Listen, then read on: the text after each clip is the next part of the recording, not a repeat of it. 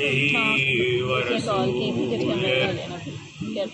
الذي اختاره قبل أن أرسله وصفاه قبل أن اصطفاه واجتباه قبل أن ابتعثه إذا الخلائق بالغيب مخلولة وبنهاية العدم مخلولة سيدنا بیوہ دل سے یعنی اولادوں سے اذا اصابتهم مصیبہ وبشر الصابرین الذین اذا اصابتهم مصیبہ، صابروں کے لیے، صبر کرنے والوں کے لیے بشارت ہے۔ جب ان پر کوئی مصیبت پہنچتی ہے تو وہ کہتے ہیں انا للہ و انا الیہ راجعون، ہم تو اللہ کی طرف سے آئے ہیں، اسی کی طرف لوٹ جانے والے ہیں۔ اولئک علیہم صلوات من ربہم ورحمۃ، اور اللہ کی طرف سے ان پر، صابرین پر درود ہے اور رحمت۔ اولئک هم المہتدون، اور وہی ہدایت یافتہ۔ کل تمہیدی مرحلے میں عنوان کے اعلان کے ساتھ کتاب خدا کی آیات کی روشنی کیا ہوا؟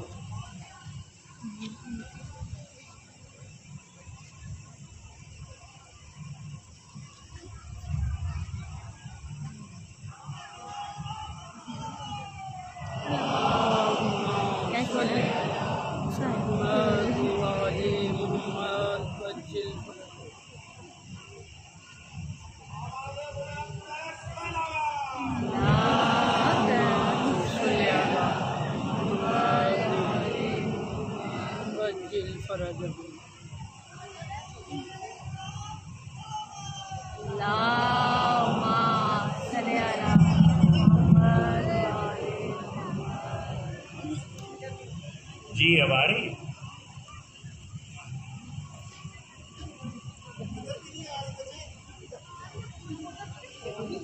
اس کا رخ ادھر کر دی۔ حسین بادشاہ، حسین بادشاہ،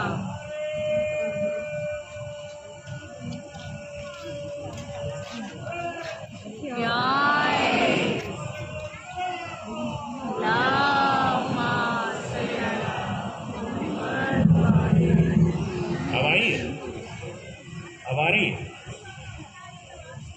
بتلائیے۔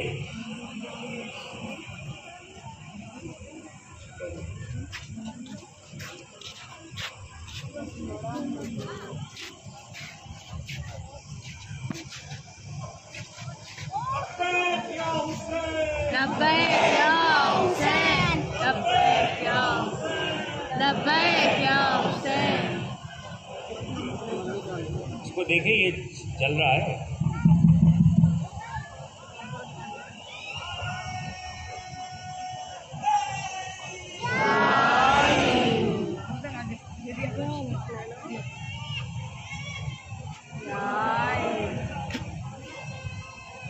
مجلس شروع ہو گئی، اب جگہ دینا شروع ہوگی۔ ہاں تو وہی ہے، ایک جگہ بیٹھ کے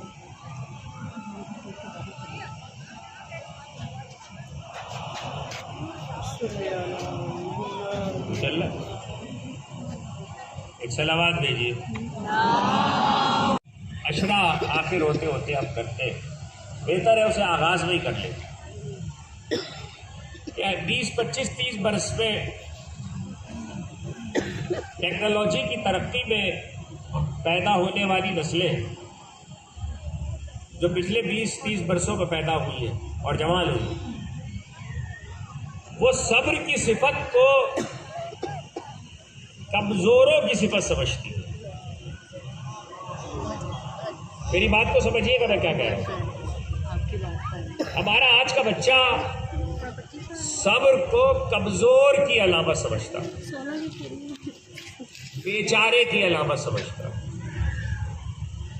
جو کچھ نہ کر سکے وہ صابر ہے، جو کچھ نہ کر سکے وہ صابر نہیں ہے، جو سب کچھ کر سکے پھر صبر ہے۔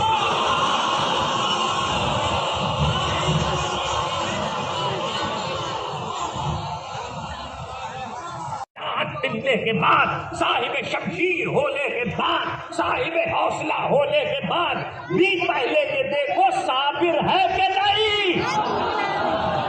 کچھ کہا صابر ہے کہ نہیں؟ باپ نے اس وقت صبر کی ضرورت کیا ہے؟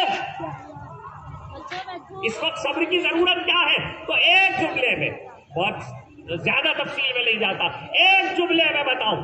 تلوار مارنے کے لیے حوصلہ چاہیے ہے، کھانے کے لیے صبر چاہیے.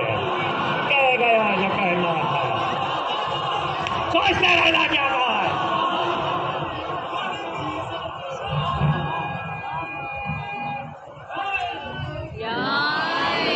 نہیں سمجھے؟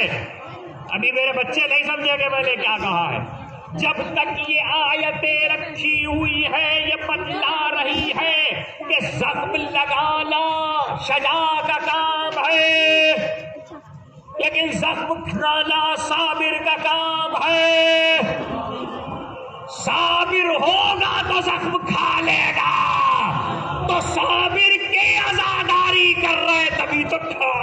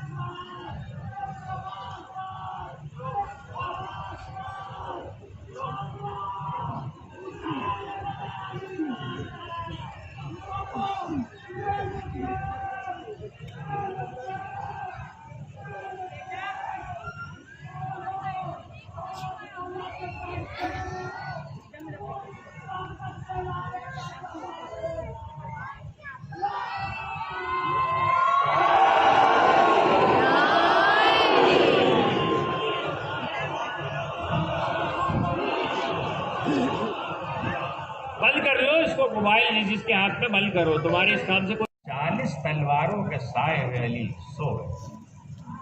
جو نہیں سوتا تھا وہ سو گیا. اب جو سمجھے، ایک جملہ صبح کا آتا ہے کب کہہ رہا ہوں، اب جو سمجھے گا وہ سمجھے گا. مطمئن ہو تو لفظ ایسا مطمئن، مطمئن ہو تو لفظ ایسا مطمئن. سو گئے اور پوری رات سوئے. اچھا، سونا کوئی ایسی چیز تو ہے نہیں کہ یہاں کوئی ایسا بیٹھا ہو جس کو کہے کہ ہمیں اس کا تجربہ نہیں.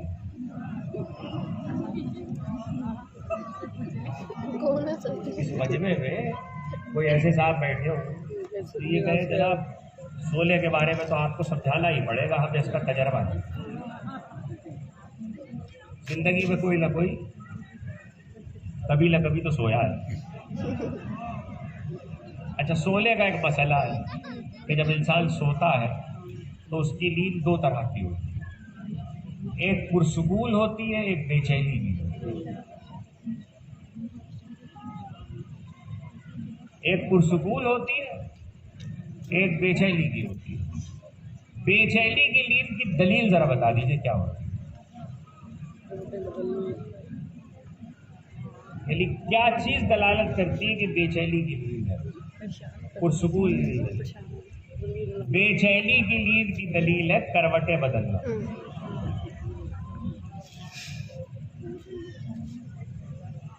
کروٹیں بدلنا. جو بے چین سوئے گا وہ کروٹ بدلے گا. میں نے بہت تلاش کیا کتنی کروٹیں بدلی تھی علی.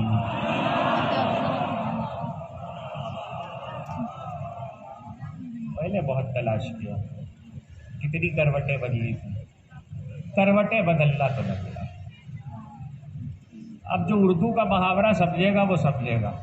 सोए हुए अली ने एक करवट नहीं बदली, काफिरों ने बड़े पहलू बदले।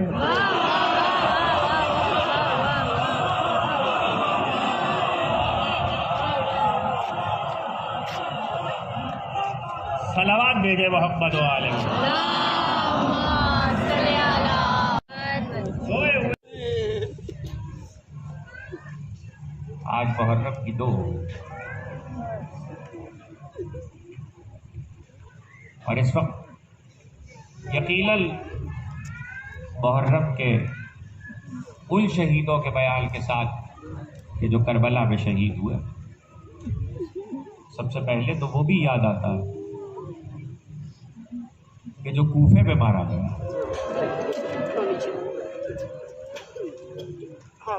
खुदा आपकी आवाज़ों पे रहमत नाज़िल करे, खुदा आपकी आंखों पे रहमत नाज़िल करे। सैयदा को जैसे आपके आंसू पसंद हैं, ऐसी गिरिए की बुलंद आवाज़ें भी पसंद। आपका कोई इमाम ऐसा नहीं है जिसने ये न कहा हो जब हमारी मुसीबत पे रोना तो चीख मार के रोना, ऐसे रोना जैसे बूढ़ी माँ जवान बेटे के लाशे पे रोना, ऐसे रोना जैसे हमारी मजलूम दादी अपने लाल को रोती।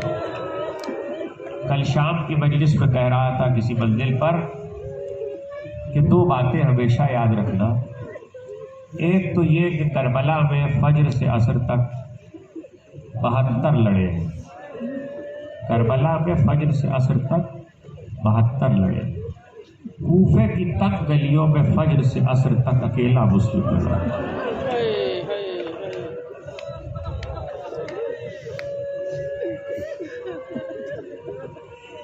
खुदा आपको किसी गम में न रुलाए सिवा गम हुसैन के, खुदा आपको किसी गम में न रुलाए सिवा गम अहले बैत के। कूफे की तक गलियों में फज्र से असर तक अकेला मुस्लिम लड़ा है। करबला में जो लड़े हैं तो तलवारें चल रही थी, खुला मैदान था, कूफे की तक गलियां थी, सामने तलवार चलाने वाले थे, लेकिन छतों पे से पत्थर फेंके जा रहे थे, पत्थर फेंके जा रहे, छतों पे थैलों पे बोरियों में भर भर के पत्थर रखे गए। और ये तो एक जुमला अभी मैंने आपसे कहा है कि पत्थर फेंके जा रहे, सिर्फ पत्थर नहीं फेंके गए, सिर्फ पत्थर नहीं फेंके गए, खौला हुआ गर्म पानी भी फेंका गया।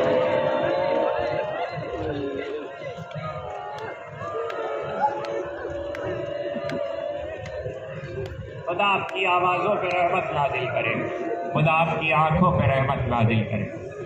अकील का बेटा जख्मी होता चला, मगर उस पर भी उसके हौसले का ये आलम था कि फौजों को भगाते थे। जब किसी सूरत काबू ना आ सके तो धोखा दिया गया, गड्ढा खोदा गया, घास फूस और प्यार डाला गया, फौजें पीछे हटना शुरू हुई, मुस्लिम लड़ते हुए आगे बढ़े। बड़े से कड़े में घोड़े का आना था कि रस्सियां फेंक के मुस्लिम को गिरफ्तार किया गया। मुश्कें कसी गई, जब मुश्कें कस के मुस्लिम को लेकर चले तो मुस्लिम का सीना तना हुआ था। किसी को डांट दिया, किसी को डपट दिया, किसी को झड़क दिया, आंखों में आंखें डाल के बात करते थे। कुछ दिन गुजरे जब इसी कूफे के दारुल इमारा में आबिद बीमार असीर करके लाए गए तो किसी ने आबिद बीमार से कहा, आपके चचा को भी तो लाया गया था, लेकिन जब लाया गया था तो आलम ये था कि सीना तना हुआ था, आंखों में आंखें डाल के बात करते थे। किसी को डांट दिया, किसी को डपट दिया, किसी को झड़क दिया तो कहने लगे, देखने वाले तूने ये नहीं देखा मेरा चचा अकेला आया था, अरे मेरे साथ बाएं पहले बेवकलो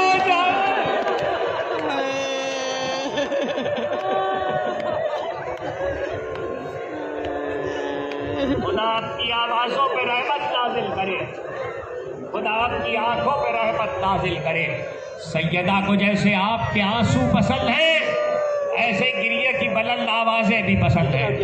ایک مرتبہ مسلم دارالامارہ میں آئے، پیاسے بہت تھے، دل بھر کی پیاس تھی. شب میں جو توبہ کے دروازے پہ بیٹھ کے پانی پیا تھا بس وہی پانی پیا تھا، اس کے بعد پانی بھی نہیں پیا تھا. مسلم پیاسے تھے.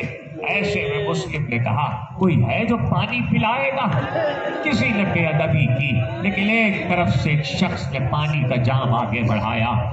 کہاں لے اقدس پہ تلوار کا وار لگا تھا، لہو بہ رہا تھا. پانی کا کوزہ قریب کیا تو جب قریب ہوا تو لہو گرا پانی میں. تو بس اتنا کہا مسلم تو بھی تو کربلا کا شہید ہے، مسلم تو بھی تو کربلا کا شہید ہے. یہ کہہ کر ایک مرتبہ مسلم آگے بڑھے، دربار میں پورے دربار پہ نظر ڈالی. کسی نے کہا امیر کو سلام کرو تو آواز دی والی امیر سول حسین، میرا حسین کے سوا کوئی امیر نہیں ہے. یہ کہا تو کل لے جاؤ دارالامارہ پر. مسلم نے کہا کچھ وصیتیں ہیں. دل ڈوب رہا تھا، سورج ڈوب رہا تھا، مغرب ہو رہی تھی. کہ کچھ وصیتیں ہیں کوئی سن لے گا؟ ایک شخص آگے بڑھا، کئی وصیتیں کی، میں ساری اس وقت نہیں بیان کرنا، ایک وصیت سن لو. کہا اگر ہو سکے تو اطلاع کہہ دو کہ میں مولا کو خط لکھ چکا ہوں کہ کوفے آ جائیں. بس کوئی پیغام بھجوا دو کہ مولا سے یہ کہلوا دو کوفے نہ آئے، اور اگر آئے تو زینب کو لانا.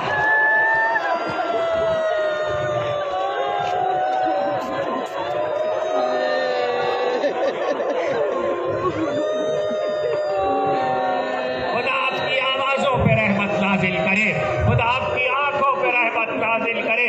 سیدہ کو جیسے آپ کے آنسو پسند ہے ایسے گریے کی بلند آوازیں بھی پسند ہے. یہ کہہ کر اتنا وصیت کی. اور اب جو مسلم کو دارالامارہ پہ لایا گیا تو سورج ڈوب چکا تھا، مغرب کا وقت تھا، اور وہ وقت وہ تھا کہ حسین ابن علی منزل سالبیہ پہ فروکش پہ قیام تھا. خیمے کے باہر کرسی پہ تشریف فرما تھے. جب بکر بن حمران جس نے مسلم کو قتل کیا ملعون نے، جب اسے وہ لے کر آیا، مشکیں کسی ہوئی تھی، اس نے تلوار کھینچی. مسلم نے کہا تو گالے کی اجازت ہے؟ کہا کہ نہیں. مسلم نے ایک مرتبہ 2 کام کیے. وہ 2 کام سنو گے کیا کیے؟ شاید میں دونوں نہ پڑھ پاؤں لیکن سن لو جتنا پڑھ سکتا ہوں. پہلا کام تو یہ کیا کہ بام پر آئے اور بام سے دیکھا تو بازاروں میں بڑی بھیڑ تھی. دن تو یاد ہے نا، ذی الحجہ کی 9 تاریخ، عید سے ایک دن پہلے لوگ اپنے بچوں کے ساتھ عید کی خریداریوں میں تھے، تیاریوں میں تھے. مسلم نے کہا کوفے والوں کل تم اپنے بچوں کے ساتھ عید مناؤ گے، میں بھی 2 بچوں کے ساتھ آیا تھا. اگر کہیں مل جائے نبی کے قبر پہ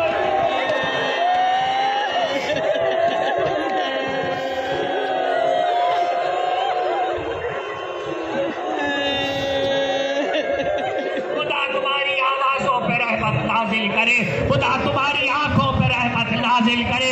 سیدہ کو جیسے تمہارے آنسو پسند ہے ایسے ہی گریے کی بلند آوازیں بھی پسند ہے. ایک مرتبہ عقیل کے بیٹے نے دوسرا کام کیا کیا وہ بھی سن لو. ایک سمت میں رخ کیا، سیدھے ہاتھ کی انگشت اٹھائی اور اشارہ کیا اس سمت میں جس سمت میں حسین کے ہونے کا امکان تھا. یہ امکان میں اپنے لیے کہہ رہا ہوں، مسلم کو پتا تھا حسین کہاں ہے.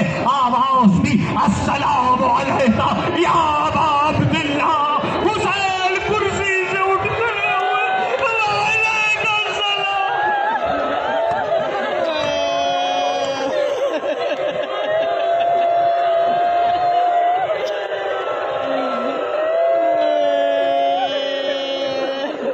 لاہور کے رہنے والوں 2 جملے سن لو. مسلم کرسی سے اٹھ کھڑے، حسین کرسی سے اٹھ کھڑے ہوئے، وعلیکم السلام یا اخی مسلم. یہ سننا تھا. ابو الفضل عباس نے کہا آقا کوئی مسلم کی خبر ہے؟ آواز خیمے میں چلی گئی، حسین خیمے میں آئے، حسین نے آواز دی، سنو گے کیا؟ بنی ہاشم کا ایک طریقہ تھا، اور وہ طریقہ یہ تھا، بنی ہاشم جب اپنی بیٹیوں سے جنہیں پالتے تھے، بہت محبت کرتے تھے، تو ان کے لیے گوشوارے خریدتے تھے اور انہیں پہناتے تھے، اور اگر